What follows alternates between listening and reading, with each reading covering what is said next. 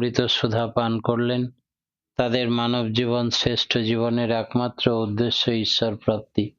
তা যেন এই জীবনেই সফল হয়, এই কাতর প্রার্থনা।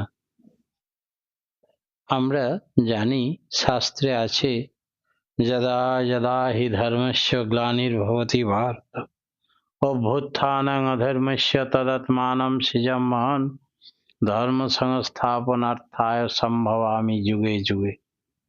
তাই যুগে যুগে যখন ধর্মের গ্লানি হয়, তখন পরিত্রাণায় সাধুনাং বিনাশায় চ দুষ্কৃতম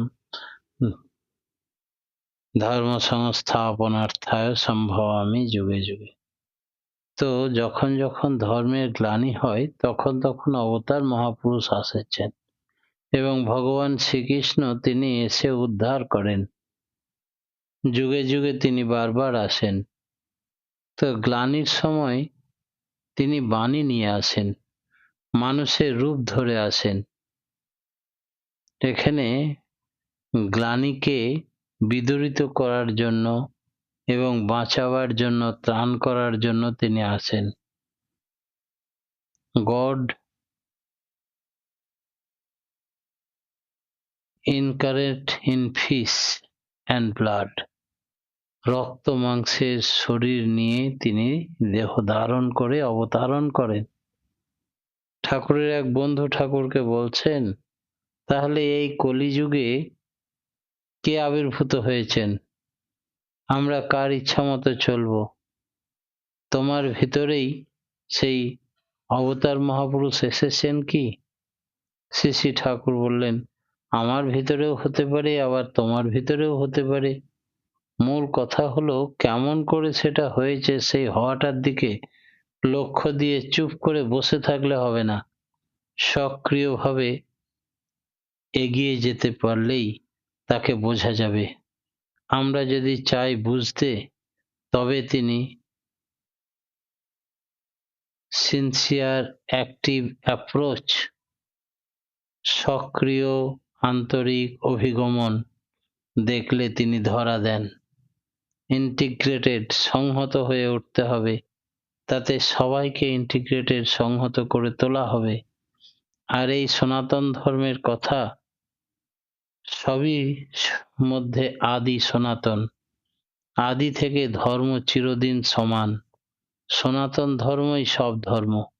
খ্রিস্ট ধর্ম, ইসলাম ধর্ম ইত্যাদি সব ধর্মমতের মধ্যেই সেই আদিম সনাতন ধর্মেরই কথা প্রতিধ্বনিত হয়।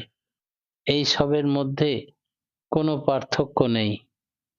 তাই বলে বিজ্ঞান অর্থাৎ বিধিমাফিক যে চলন, ঠিকভাবে যে চলবে করবে, সেই আদি সনাতনকে বুঝতে পারবে। কোনো মহাপুরুষ বা কোনো সম্প্রদায়কে ইগনোর করে না। স্বাভাবিক উৎস যার থেকে উদ্ভূত হয়েছে আমরা সেই উৎসমুখী যদি চলনে চলি, তবে সে সব কিছুরই কারণকে বুঝতে পারবো। তাই সংহতি আসবে সকলের ঐক্যের মধ্যে দিয়ে। শ্রী শ্রী ঠাকুর বললেন, সংহত মানে জনসমষ্টি, ফুলফিল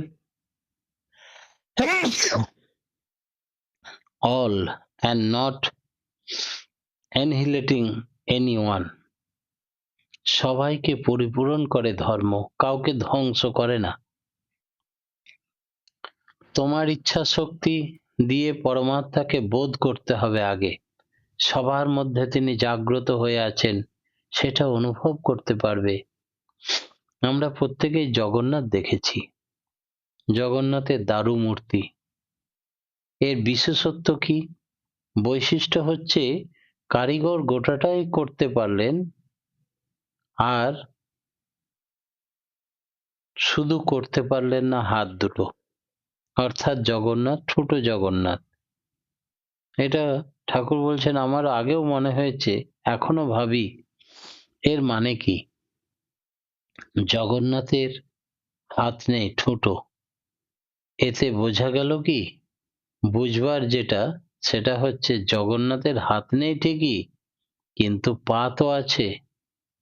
সেইটা মিলিয়ে দেখলে পাওয়া যায় যে যিনি জগতের নাথ, তার হাত ধরার দরকার নেই, তার পা ধরো। তাহলেই তিনি আমাদের টেনে উদ্ধার করে নিয়ে যেতে পারবেন। আবার বলছেন ঠাকুর যে কলিযুগে ছেলেপিলেদের উপরে বাপ মায়ের হাত থাকে না। তারা যখন বড় হয়ে যায় তখন বাপ মায়ের কথাও শোনে না। কার ছেলের উপরে কতটা হাত আছে তা পরিবারের প্রত্যেকটা মানুষকে জিজ্ঞেস করলেই বোঝা যাবে। তাই বলি, বাপকে ছেলে যদি তার টান দিয়ে, সেবা দিয়ে, পরিপূরণ করে আঁকড়ে ধরে রাখতে পারে, তাহলেই তার হাত থাকে, আর চালিয়ে নিয়ে যেতে পারে নিজের বুদ্ধি অভিজ্ঞতার মতো। তাই জগন্নাথ দেবও আমাদের সকলের পিতা, জগতের নাথ। তার প্রতি সক্রিয় টান যদি থাকে আমাদের, তবে তার পা ধরে থাকলে, চরণ তলে থাকলে তিনি আমাদের গন্তব্যে পৌঁছে দেবেন।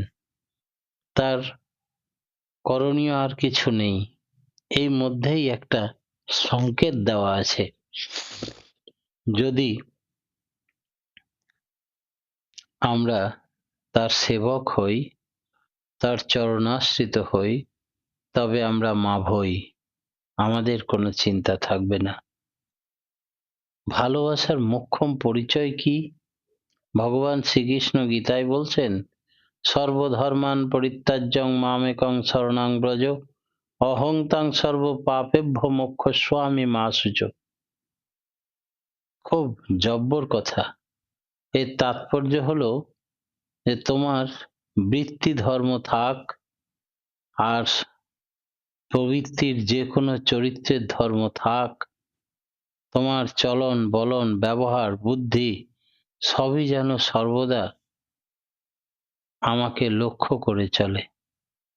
ফল কথা আমি সব ত্যাগ করতে পারি, কিন্তু আমাকে কখনো স্যাক্রিফাইস, তুমি আমায় ত্যাগ করো না। তোমার জন্য আমি সব ত্যাগ করতে পারি, কিন্তু তোমাকে ত্যাগ করতে পারি না। এতেই তুমি আমাকে সব পাপ থেকে রক্ষা করবে। এই হলো শান্তির পথ, এই হলো মুক্তির পথ। এই সহজ তুকটা জীবনে যদি প্রতি পদক্ষেপে আমরা প্রয়োগ করতে পারি, তার আর ভাবনা নেই।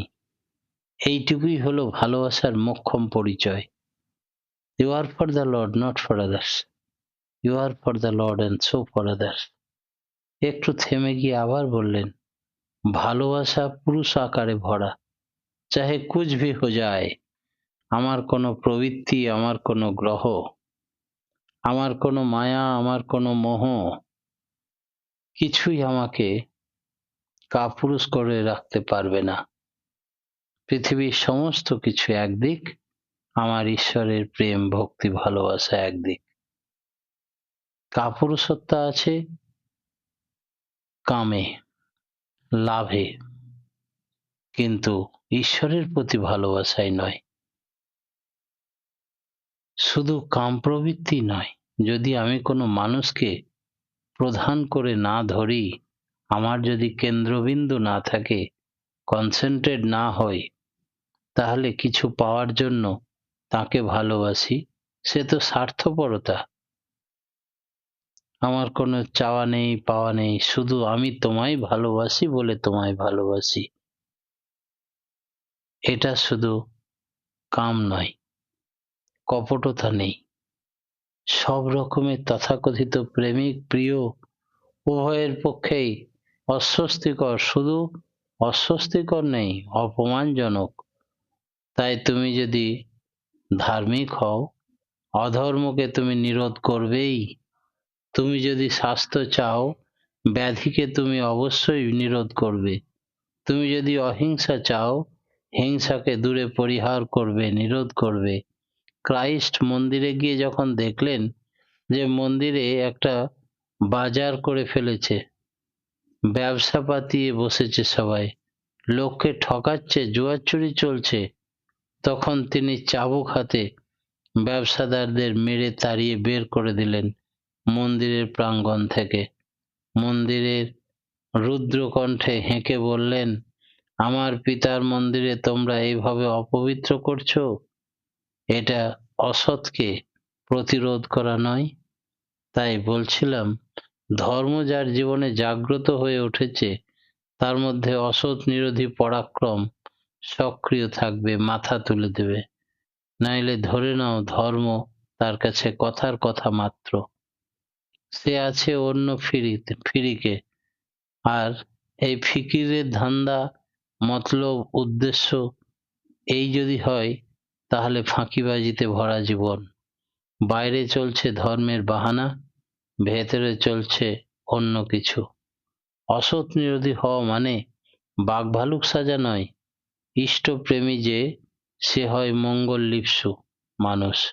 সবার ভালো চায়, সবার ভালো করে, সবার ভালো হয়ে দাঁড়ানোই তার নেশা পেশা।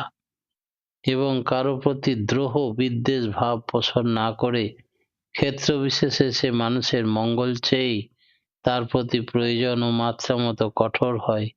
এই কঠোরতা প্রদর্শন কিন্তু মঙ্গল বুদ্ধির অচ্ছেদ্য অঙ্গ। মা যেমন সন্তানকে অনিবার্য ক্ষেত্রে শাসন করে, তার রকমটাও তেমনতর। এতে মানুষ শুধরে ওঠে। অসৎকে প্রশ্রয় দিলে সে অসৎ কর্মে লিপ্ত হয়। আর যেমন ক্ষতি করা হয় নিজের পরিবেশকেও তেমনি ক্ষতি করা হয়। তাই এটা অপরাধ। তুমি বাবা নিজেও মরো না, অন্যকেও মেরো না। পারো তো চিরদিনের মতো মৃত্যুকে অবলুপ্ত ঘটাও। মানুষের বাঁচার আকুতি বড় প্রবল।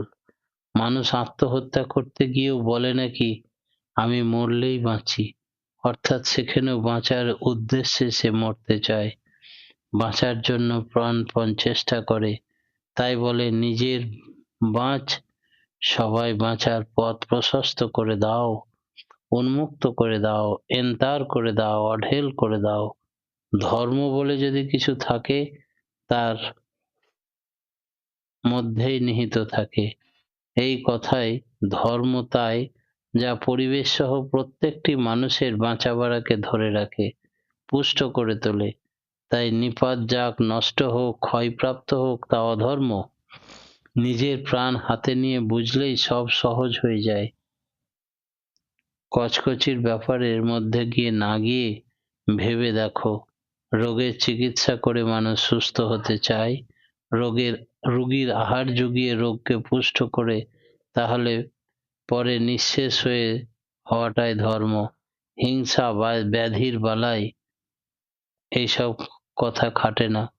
অসৎ নিরোধ বা চিকিৎসা বিশেষে নিজের আত্মস্থ থেকে যে কত নিপুণভাবে কুশল কৌশলীকে সঙ্গে রেখে সে তত জয়ী হতে চায় জীবনে।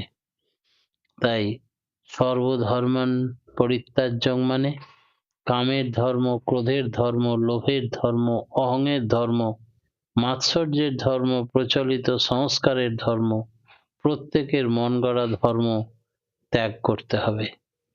ভোগের ধর্ম, কৃচ্ছতার ধর্ম, অর্থ মান যশ এর ধর্ম, এগুলো কিছু ইয়ত্তা আছে। তাই এক কথায় বলেছেন সর্বধর্ম। তুমি এই সব কিছুকে ত্যাগ করতে পারো যদি আমার জন্য, তবে আমি তোমাকে রক্ষা করব, জীবনের জন্য, বৃদ্ধির জন্য, প্রকৃত উপভোগের জন্য। যা তোমার প্রয়োজন সবই অক্ষত থাকবে। আমাকে যদি না রাখো, তুমি যাই পাও আর যাই ধরে রাখো সবই তোমার কাল হয়ে দাঁড়াবে। তোমার অস্তিত্বই একদিন বিপন্ন হয়ে পড়বে। জাতি শক্তিতে জেগে ওঠে কখন? বাইবেলে আছে, god creates man after his own image. অর্থাৎ ঈশ্বরের ছাঁচেই তিনি আমাদের গড়ে দিয়েছেন। আমরা এখন প্রত্যেকে যতখানি করব ততটাই ঈশ্বরমুখী হয়ে উঠতে পারব। জাতি হিসাবে ও ব্যক্তি হিসাবে আমরা যে শক্তিহীন হয়ে পড়েছি, সংহতি ছাড়া শক্তি নেই। তিনটে জিনিস আছে, যজন যাজন ইষ্টভৃতি। প্রত্যেকটা মানুষ পরিপূরক পরিবর্ধনকে ধরে অনেকখানি যজন যাজন ইষ্টভৃতি পালি হবে। ব্যক্তিগতভাবে সে ততখানি সংহত ও শক্তিমান হবে। বহু লোক এখন এমন কি করবে এবং সংহতি শক্তির একটা আবহাওয়া গড়ে উঠবে। এই হচ্ছে যজন। যাজন করব কি, ইষ্টের যা কিছু সেই কথাগুলোই ভাবছি। তুমি দারোগাগিরি করছো না ধর্মপ্রাণ মানুষ? তা অনেকে তোমাকে ঠাট্টা করছে, তাদের কি বলছো তুমি? তোমাকে ঠাট্টা করতে মতিগতি এমন হয়েছে লোকের, রুটির দেশে ভাত খেতে দেখলে যেমন ঠাট্টা করে, ধর্মের পথে চলতে গেলে মানুষ তেমনি করে। অধর্মের রাজত্বে যদি কেউ ধর্মপ্রাণ হয় তাকে দেখে ঠাট্টা করে। তোমার মতো শত শত আজও আছে, আবার শক্তিতে জাগিয়ে তুলতে পারে যে সে আদর্শে অটুট প্রেম ভক্তি ভালোবাসা থাকলে সমস্ত ঠাট্টা গ্লানি সংস্কার দূরীভূত করতে পারে। কেষ্ট ঠাকুর ধর্মরাজ্য প্রতিষ্ঠা করতে চেয়েছিলেন, তৎকালীন গ্লানি নাশ করতে চেয়েছিলেন, এবং তিনি এই সব কথা বলেছিলেন। তিনি এমন অবস্থা সৃষ্টি করে দিয়েছিলেন যে হাজার বছর ধরে easy to follow of life, জীবনের স্বতঃস্পন্দন গতি বইয়ে দিয়েছিলেন। এত নিরাবিল জীবনধারা যে হাজার হাজার বছরের মধ্যে কোনো বিপ্লব, কোনো বিপর্যয় ইতিহাসে পাওয়া যায় না। সহজ স্বচ্ছন্দ জীবনধারার মধ্যে কোনো চাঞ্চল্যকর ঘটনা না থাকলে তা তো আর ইতিহাসে লিপিবদ্ধ হয় না। পরিব্রাজকদের রিপোর্টে তার বহুদিন পরেও পর্যন্ত ইতিহাসে আমরা পাই কি সুন্দর। আবার গ্লানি যখন কিছু ঢুকেছিল তখন বুদ্ধদেব এসে রিং অ্যান্ড রিনোভেট করে দিয়ে গিয়েছিলেন। তার ঢেউ চলছিল অশোক পর্যন্ত, তারপর ধীরে ধীরে ভেঙে গেল, বর্ণাশ্রম শুরু হলো, বর্ণাশ্রমকে ইগনোর করলো, প্রতিলোম বিয়ে শুরু হলো। মনু বলছেন যত্র তে তে পরিধ্বংসা জায়ন্তে বর্ণ দূষকা, রাষ্ট্র কই সহ তদ রাষ্ট্র ক্ষিপ্রমেব বিনশ্যতি। প্রতিলোম সমাজে যত বেশি হবে ততই প্রজাগণ রাষ্ট্রকে ধ্বংসের পথে নিয়ে যাবে। চণ্ডী পড়ছে তো, চণ্ডীর আবির্ভাবের কথা মনে আছে? শুনেছি ক্ষীরোদ সমুদ্রের কাছে গিয়ে দেবতারা প্রার্থনা শুরু করেছেন। তাদেরই প্রত্যেকের দেহ থেকে এক একটা জ্যোতি বেরিয়ে তাদের ইনার হ্যাঙ্কিং অন্তর্নিহিত চাহিদা বিভূষিত হয়ে ত্রাণ পেয়ে সূক্ষ্মাতি সূক্ষ্মভাবে বাঁচার আকুল আকুতি নিয়ে বিচ্ছুরিত হয়ে দেবীর মধ্যে দিয়ে কে যেন মূর্ত হয়ে ওঠেন, অর্থাৎ দেবতাদের সংহত হওয়াটাই সেই মূর্ত হয়ে উঠল দেবীতে। আমরা দেখতে পাই মহাপুরুষরা যেখানে যা করেছেন তার পিছনে ছিল ইন্টিগ্রেটেড সংহতি বিরাট দল। কেষ্ট ঠাকুরের ছিল এই সংহতি সংগঠন বিরাট দল, রসুলের ছিল তাই। আবার তেমনি করেই যিনি বোঝেন সকলের ব্যথা, সেই দরদি মানুষ নিয়ন্ত্রণ করে ভুলতে পারেন প্রত্যেকের বাঁচার পথ। তাতে যদি কখনো বহুজন ভালোবাসার ইন্টিগ্রেটেড সংহত হয় তবেই হলো তোমার পতাকা যারে দাও তারে বহিবারে দাও শকতি। পতাকাটা আর কিছু নয়, ওই প্রেম অচ্যুত ভালোবাসা। পতাকা পড়ে গেল মানে চ্যুতি আসলো, তখন আর সে চলতে পারে না। চরমে গিয়ে নিয়ে যেতে পারে কি?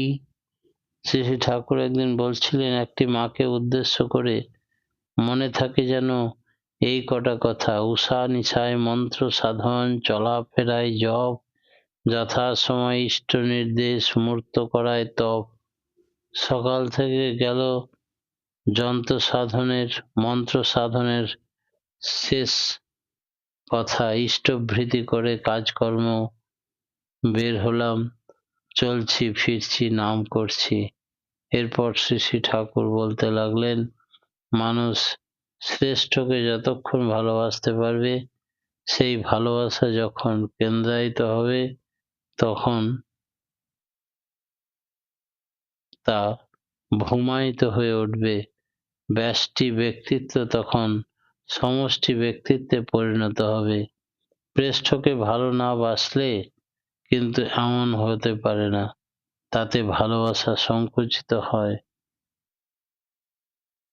বউকে ভালোবাসে, বন্ধুকেও ভালোবাসে। যদি আবার খুব বেশি শ্রেষ্ঠ পর্যায়ের ভালোবাসা হয় তো ভালোবেসে ছেলেকে ভালোবাসে। এমন হয়েছে, দেখা যায় যে আদর্শ গুরু, বাবা, মা, বড় ভাই সকলই শ্রেয়রই পর্যায়ে, একাধারে শ্রেষ্ঠ, শ্রেয়, অপরদিকে কনিষ্ঠ। মানুষের প্রাপ্তি এবং ব্যাপ্তি বিবর্ধনে বিকশিত হতে পারে। অবশ্য সদ্গুরুর প্রতি টানই মানুষকে আরো বেশি পজিটিভ করে তুলে, অন্তর্নিহিত সদ্ভাবনার চরমে নিয়ে যেতে পারে। গোপীরা নাকি গাছের সাথে কথা বলতো, তামাল গাছকে জিজ্ঞেস করতো, তুমি কি দেখেছো আমার কৃষ্ণ কোথায়? তারা বলতো, জুঁই, তামাল, বুঝি তোদের কথায় প্রতিধ্বনিত হচ্ছে। তারা বুঝি এতই দরদি, তারা যেন তার সন্ধানে ব্যাকুল হয়ে ফিরছে।